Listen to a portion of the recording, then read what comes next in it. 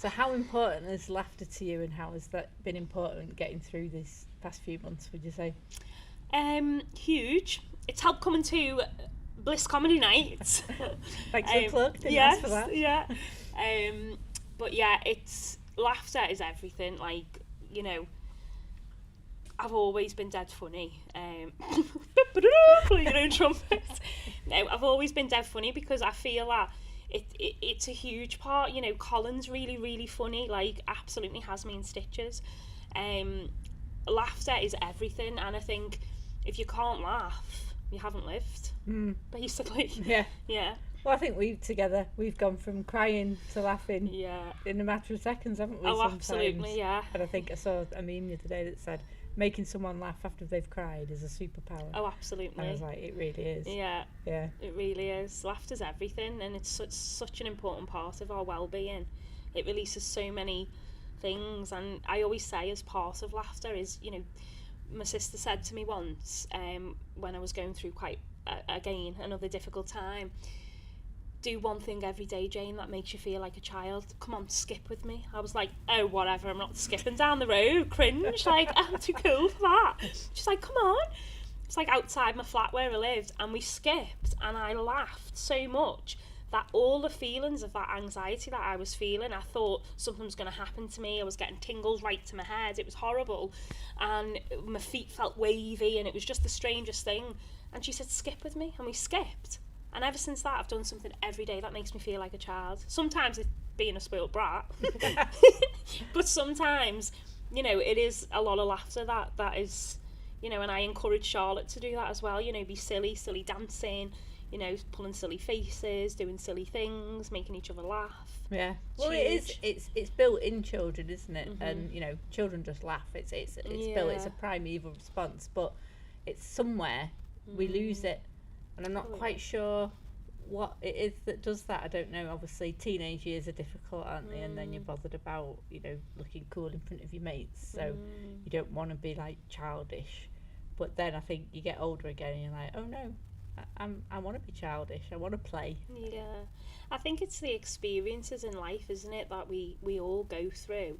You know, even everybody listening to this will have been through something that has tested their happiness, and you know, laughter is happiness, isn't it? So if you're feeling unhappy or depressed or anxious or stressed, you know, laughter doesn't tend to appear.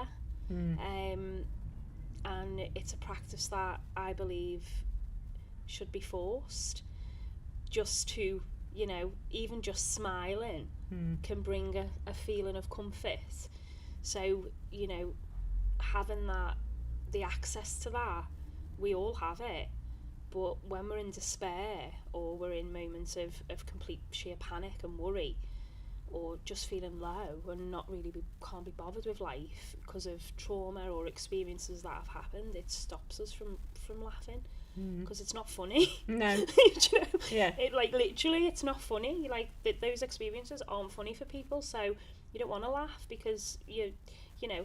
But then you kind of, I think that's when those experiences build the courage up within a person and the strength within a person, that when we get to the age of, actually, I want to be a kid again, I want to be funny, I want to, you know, experience all that stuff again. I think that's the turning point for people, is when they think, actually, we don't need to take these situations so serious anymore because I'm healed from it. Yeah. It's not that big a deal. It's not that big a deal. But in the moment when things are happening, it is hard to have that horrendous. perspective, isn't it? But I think laughter is a route through difficult times. And I think, you know, even at the most serious of times, people who've seen my stand-up probably think, oh, I can't believe you're joking about that, you know, about your mum being on your deathbed or whatever, and she's still here. But that's my way of dealing with it. And it's a release, and it's cathartic. And then other people hear that and think, oh, so it is all right to laugh about that. There is humour in that situation, even though it's sad and can be, you know, depressing or whatever. But it just gives a release to an emotion, doesn't it? Of course it does. And I think, you know, even just, I think I said this to you a while ago, but there was definitely, I believe people are brought to you for a reason. I think there's a reason you and I both have become close friends, and you know, and sort of on each other's support really in, you know, in business, in life, in everything. And I think there was definitely a part of me that had lost all of that silliness, and I think even just going through the coaching program with you, and I remember going home and talking to Colin, and you know, not obviously about the coaching program, but just about how funny your energy is and how much it reminded me of who I am. And it really did bring out the silly side to me, and I'm really thankful for that. And you say you got so much from the soul coaching, but I actually found a lot of me as well, like those funny aspects of who I am, and you know, not sort of holding back from being a little bit quirky and different and bonkers, you know. Well, we've seen that from your contributions at the comedy night, so what was the joke? I don't think we'll go into okay, let's not go into it because it's a bit crude.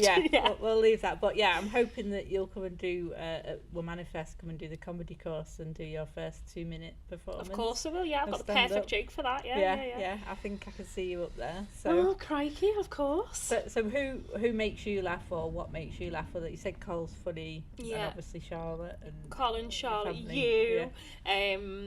What else is funny? I find animals really funny. I love animals. I think they're so funny and they're so intuitive. What else do I find funny? Just acting daft. I just love being daft and seeing other people being daft and quirky and crazy. And you know, even when I go on weekends away and things, I'm always the bit of a bonkers one, doing the forward roll in the hotel, or I've you know, seen the reels. Have you seen? I've seen the reels of the forward rolls. Yes, always. It's a good job you didn't see the one when we went to see James Arthur. My goodness me, I done a forward roll in the middle of the hotel. Well, the corridor of the hotel, and my sisters and my 2 little nieces were like, well, one of my nieces actually wet herself because it was that funny. I'd done a forward roll and had a dress on, and then we'd done a backwards one, but when I went back, it got stuck, so you could literally see everything. And when I stood up, there was 2 people behind them. So it was all a bit, so they found it really funny, whereas me was a bit humiliated. Yeah. I also thought it was quite funny how angry you were getting at the traffic as well in the car on the way back. Oh my gosh. I was just ready to go home. Do you know what the funny thing was about that? Everyone like laughs at how like smothered I am with Charlotte. I'm just smitten with her. She's just me everything.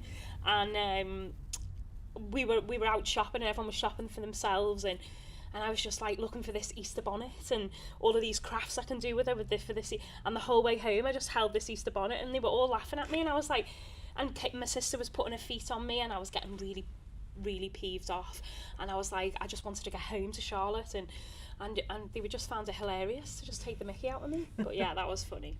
Yeah, well, you are a good sport though. Yes, I am. For taking the mick. So have you got a favourite joke? I have. Is it alright? It involves a bit of movement. Involves movement. Okay. Can you do it sitting down? Yeah, I can do it sitting down. Yeah. Okay. Yeah. Okay. Go for it. Okay. How do you ask an ant to a party? I don't know. Do you want to come to a party?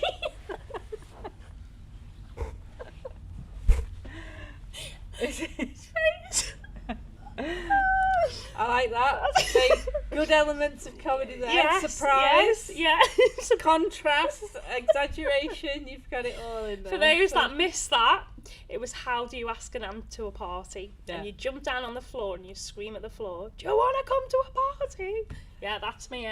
Thank you for explaining that for people who are listening and not watching, because they'll be like, what is she just on there? Yes, that was the joke. That's why I jumped down by Mary's foot. Yeah, I love that. Yeah. Yeah. So that's me funny joke. Love it.